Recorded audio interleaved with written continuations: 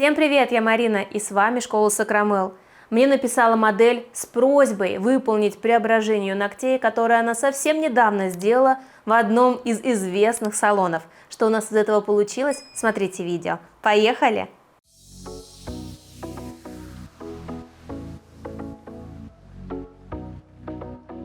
Ко мне пришла модель с такими ногтями. Мы видим, что они отросли и во многих местах треснули по точкам роста. Изначально тут было выполнено наращивание на нижние формы. И вы не поверите, но по словам модели, этим ногтям всего 2 недели. Они уже так убились. А некоторых ногтей и вовсе нет. Давайте подумаем, почему же так произошло. Но мало того, что меня удивило, что эти ногти так относились, так это стоимость данной работы. И когда мне ее озвучила модель, честно, у меня округлились глаза. Я была удивлена. Я думала, что за такую работу не столько денег возьмут. Как вы думаете, сколько? Я думала, кто-то из вас скажет, наверняка, там 1500, 2500 рублей.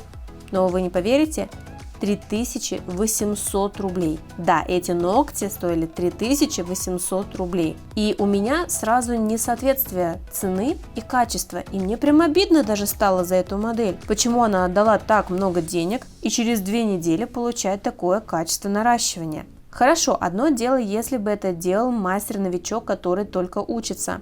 Другое дело, что ей выполнял эту работу мастер, который работает в одном очень известном салоне, я уверена, каждый мастер его знает. В таком случае у меня возникает вопрос, почему мастер вообще берется за такую работу, если объективно она не получается у него супер хорошо.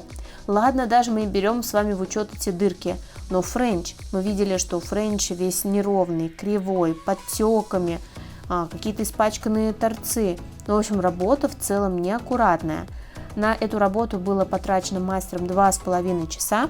И вот такой итог. Конечно, каждый клиент хочет получить на процедуре идеальный итог, и когда тем более он платит большую стоимость за маникюр, за наращивание, он никак не ожидает, что через 2 недели от этих ногтей практически ничего не останется, и нужно будет переделывать вновь. Как считаете вы, это наращивание стоит этих денег или нет? Пишите об этом в комментариях. Ну а мы выполнили снятие, и задача была, конечно, убрать все отслойки. Кончиком насадки я выпиливала их. У нас получились такие зазоры по боковым сторонам, и я уже думала, не оторвется ли этот свободный край, который висит посередине на небольшом количестве материала. И начала размышлять, как можно восстановить эти ногти. Думаю, может быть, их полностью снять и нарастить заново, но это как-то слишком просто. Поэтому хотелось бы вам показать более сложную работу по восстановлению этих ногтей. Вот, например, пришел к вам такой клиент. Что делать с такими ногтями? Как им помочь? Как их исправить? Вообще, можно ли их исправить? Я, признаться, до конца даже не знала, мне удастся это сделать, вот это преображение, или все-таки нет. Но рискнула и попробовала. Наша задача выполнить коррекцию, заложить эти дыры по боковым сторонам. Ну, конечно, выполняем маникюр и срез кутикулы.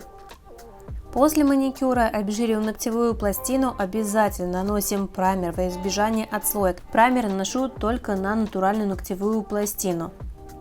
И затем тонкий слой базы пластичной, которая будет иметь хорошую сцепку с искусственным материалом. Только базы не наношу там, где трещины, обхожу базы вокруг, для того, чтобы не попадать на кожу. Нравятся мои ролики? Хотите знать больше о маникюре? Приглашаю присоединиться и получить доступ к базе знаний Школы Сакрамел. Более 20 видеокурсов по цене одного с получением сертификата.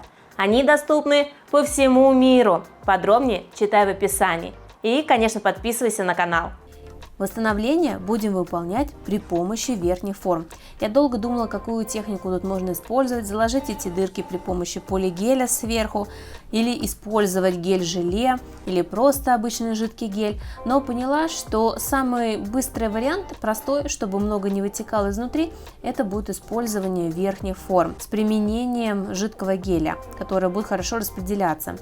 Мы выбрали молочный оттенок, модель принесла референс, картинку, которую она хотела бы видеть на ногтях, там молочный оттенок, поэтому мы выбрали его за основу.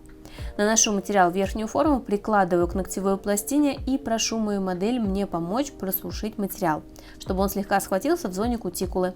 Затем переворачиваю, немного подправляю материал тонкой кистью с внутренней стороны, там где есть эти дырочки, и отправляем лампу на окончательную полимеризацию на 1 минуту. И затем продолжаю выполнять все то же самое на других ногтях. Материал раскладываю в верхней форме по правилам моделирования, то есть тонкий торец, тонко в зоне кутикулы, по центру наибольшее количество материала. С гелем нужно работать внимательно, чтобы он не вытекал из этой верхней формы и не было затеков на кутикулу. Самый классный этап, когда снимаешь эти верхние формы, их отщелкиваешь, раз, и получаются уже ногти. Очень классный эффект, и всегда клиенты удивляются в этот момент, думают: вау, как так можно было быстро сделать ногти, и их это всегда обычно удивляет. А наша задача убрать ступенечки в зоне кутикулы. Делаю это при помощи насадки с тонким носиком, с фиолетовой насечкой. Она как раз сильно не забивается материалом. Затем уже придаем форму. При опиле указательного заметила по центру ногтя серое пятно. Подозреваю, что это пузырь. Объясню, почему так произошло. Указательные у людей обычно клюющие, в том числе и у моей модели, то есть растут вниз. Верхняя форма у нас так сильно вниз не изгибалась, она стояла ровно, поэтому образовался воздушный карман между формой и новым материалом, и так засушился. Поэтому протыкаю пузырик, я это сделала при помощи измерителя, и теперь выпиливаем эту дырочку, делаем такую канавку и затем ее заполним.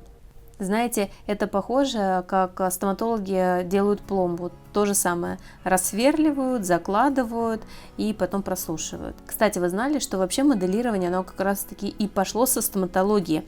Есть такая история, что один врач-стоматолог, который работал у себя в гараже, выполнял какие-то домашние дела, ушиб очень сильно ноготь и, долго не думая, залатал его при помощи материала для пломбирования зубов. И затем как-то все это так развернулось, что все это превратилось в моделирование. А мы с вами приступаем к дизайну. По нашей задумке кончик должен быть блестящим, но приглушенным, не слишком ярким. Поэтому выполняю растушевку к центральной части ногтя и просушиваем. Очень красивый блест. Теперь остается достроить зону около кутикулы, создать правильный апекс, потому что сейчас ногти плоские и они могут треснуть по точкам роста. Для этого буду использовать ликвид гель, то есть жидкий гель. Он на самом деле не столь прочный, как стандартный жесткий гель, он более пластичный, но как раз таки подходит для укрепления небольшой длины и выкладки в зоне кутикулы и будут прекрасно при этом носиться.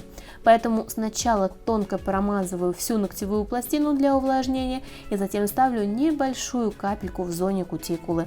Ее распределяю. На свободный край практически не накладываю материал. Моя задача, чтобы он остался полупрозрачным.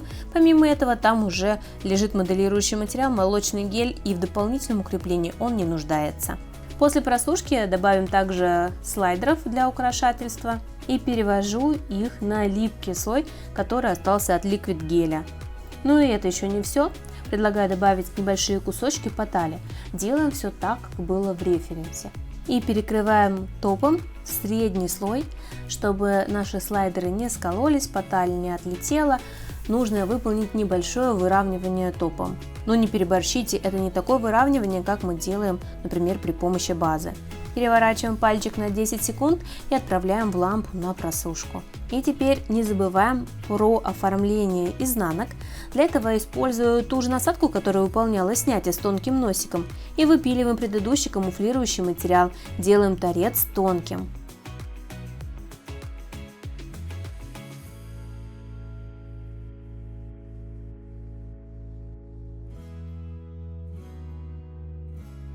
Подравниваем форму и завершаем маникюр силикон-карбидным шлифовщиком, чтобы убрать мелкие заусенки. За счет того, что мы положили сверху материал, у нас появилась поперечная арка. Ногти уже не такие плоские, как были до этого. А от дизайна я вообще в полном восторге. Все как я люблю. И светло, и немного блесточек, и очень нежно. В общем, если вам тоже понравилось, ставьте пальчик вверх. Подведем итог. Прежде чем идти в салон, необходимо изучить отзывы, посмотреть фото работ мастера, а лучше выбирать его по сарафанному радио по рекомендациям. Оцените итог нашего преображения. Понравился результат? Поставьте пальчик вверх. Ну а я желаю всем успехов в работе. Счастливо! Пока-пока!